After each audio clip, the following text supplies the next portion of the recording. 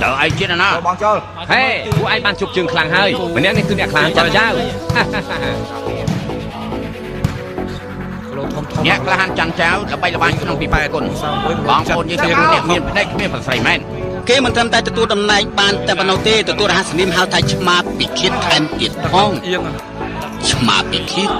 មិនហើយចាន់ចាខ្លាយទៅជាឆ្មាពិឃាតអញ្ចឹងក៏ដូចទាំង5នៅក្នុងកោះសៀនខុងនេះខ្លាយទៅជាយ៉ាងណាដែរទៅឪពុកកូននិយាយថានៅក្នុងពិភពគុណមានអ្នកក្លាហាន2នាក់ដ៏អស្ចារ្យគេទាំងពីរនាក់ម្នាក់ឈ្មោះចាន់ចាម្នាក់ឈ្មោះប៉ៃអ៊ីថាំងចំណែកចាន់ចារហស្សនាមគឺឆ្មាពិឃាតចំណែកប៉ៃអ៊ីថាំង đợi ai chết nó bọn chơi hey của ai ban chụp trường khlang hơi mình nèคือអ្នកខ្លាំងចាត់ចៅ nhẹ là han chăn cháo là bay là bay trong bị bay con bóng hồn như thế này miền đây miền phải say men គេមិនត្រឹមតែទទួលតំណែងបានតែប៉ុណ្ណោះទេទទួលរហស្សនាមហៅថាឆ្មាពិឃាតថែមទៀតផងឆ្មាពិឃាត